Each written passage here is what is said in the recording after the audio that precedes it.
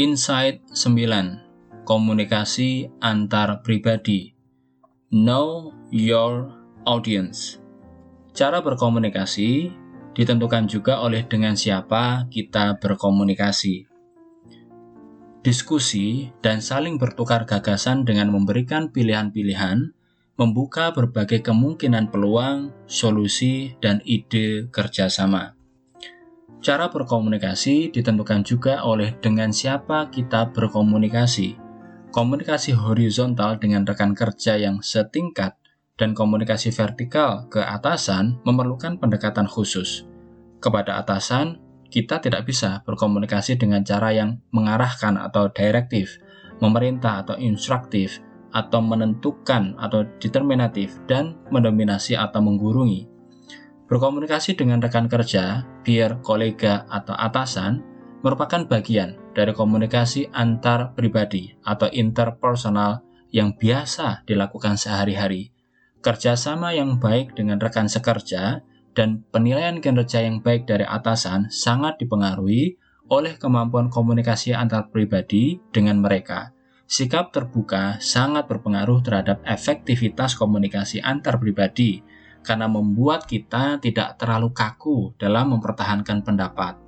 Komunikasi ini bersifat fleksibel dalam berdiskusi dan mampu membuat kita melihat pesan yang lebih objektif sesuai dengan data dan logika yang disampaikan. Komunikasi interpersonal sangat tepat digunakan untuk mencapai kesamaan pandangan, karena saling memberikan kesempatan untuk menyampaikan pendapat dan mendengarkan pendapat. Bagaimana sebaiknya komunikasi interpersonal horizontal dan vertikal dilakukan?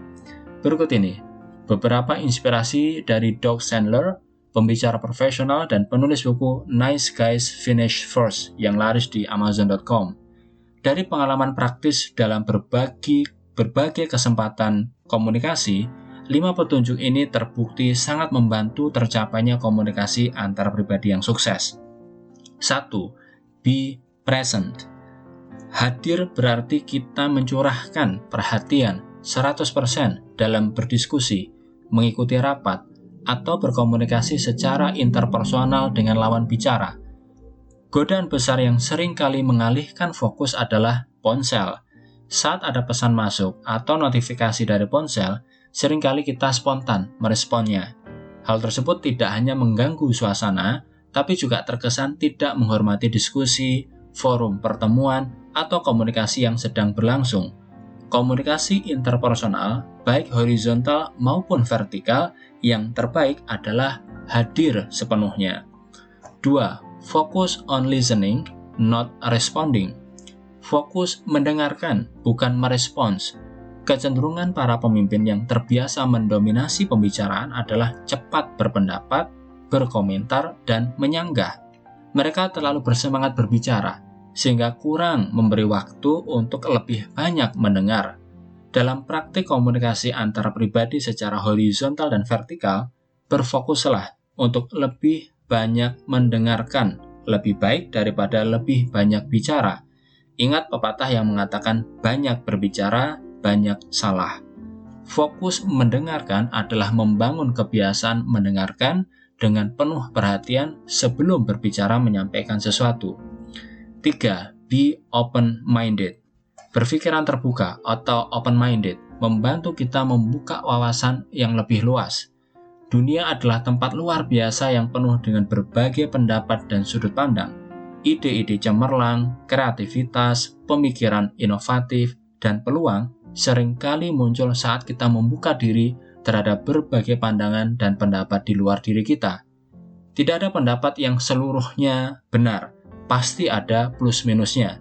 Oleh karena itu, diperlukan kemampuan menyaring berbagai pendapat yang relevan sesuai dengan kepedulian dan kebutuhan kita. 4. Don't be so quick to resolve an issue. Jangan terlalu cepat menyimpulkan. Dahulukan peran menjadi pendengar yang baik dalam komunikasi antar pribadi. Terlalu cepat mengambil kesimpulan bisa menjadi langkah yang keliru jika informasi, data, dan pertimbangan yang kita perlukan belum memadai. Menjadi teman bicara yang lebih baik memerlukan sikap akomodatif dibanding responsif. lebih baik tampung dulu semua pendapat yang ingin disampaikan oleh lawan bicara atau para pihak yang bicara. Setelah mendapatkan cukup pertimbangan yang memadai untuk menyampaikan pendapat, barulah kita menyampaikan pendapat atau respons atas berbagai perspektif atau sudut pandang yang disampaikan. Itu pun jika diperlukan. Terkadang dalam diskusi yang baik, semua pembicaraan tersampaikan dengan baik dan semua pihak yang berbicara menyampaikan pesan sesuai kapasitas dan perannya sehingga tidak perlu disimpulkan, kecuali ada moderator atau fasilitator yang bertugas menyimpulkan. 5. Provide feedback if asked. Memberikan tanggapan jika diminta. Saat kita sudah melakukan semua sikap yang tepat dalam berdiskusi atau berbicara antar pribadi, yaitu hadir sepenuhnya, berpikiran terbuka, dan mendengarkan dengan penuh perhatian, kita bisa merusak pembicaraan jika memberikan feedback atau tanggapan yang tidak tepat. Hati-hati dalam memberikan tanggapan supaya tidak mempermalukan, mempersalahkan, atau membuat orang yang hadir merasa disudutkan atau tampak bodoh. Walaupun tahu pendapatnya salah atau tidak tepat, kita perlu menyampaikannya dengan bijak. Misalnya salah seorang kolega Anda berbicara di luar konteks. Anda bisa menanggapinya dengan bertanya, "Maaf, tadi saya kurang jelas dengan maksud Bapak. Bisakah dijelaskan sekali lagi terkait dengan konteks?" Sikap yang tepat dalam memberikan feedback, review, atau tanggapan menunjukkan sikap yang rendah hati, respek, dan menghargai semua etikat baik dari semua pendapat yang disampaikan. Memberikan pendapat yang rendah hati secara objektif dan relevan dengan kapasitas, didukung dengan data, referensi, dan alur yang berurutan sesuai kronologi, merupakan cara yang tepat dalam memberikan feedback. Kasus nyata komunikasi kepemimpinan di tempat kerja. Memberikan pilihan terbaik.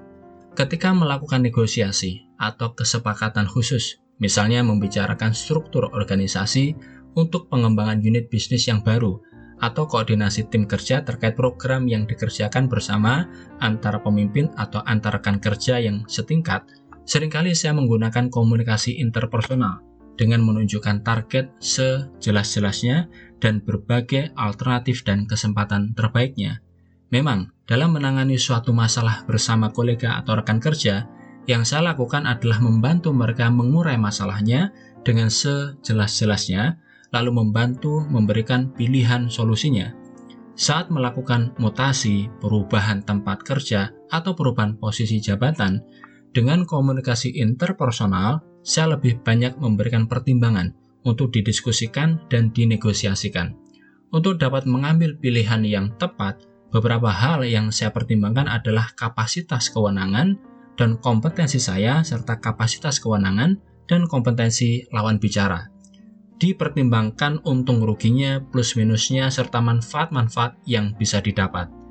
Saat berkomunikasi dengan kalangan profesional yang makin egaliter atau mengutamakan kesetaraan, baik kepada atasan, bawahan, maupun rekan kerja, saya menghindari gaya mengarahkan, menentukan, atau mendikte. Ketika berbicara kepada masyarakat yang makin mengedepankan kesetaraan, berdasarkan pengalaman saya, lebih efektif pendekatan yang membantu memberi pertimbangan agar mereka mampu menentukan pilihan sendiri. Namun, komunikasi interpersonal yang saya praktekkan seringkali lebih memberikan pilihan terbaik, sehingga apapun yang dipilih akan diyakini sebagai pilihan terbaik.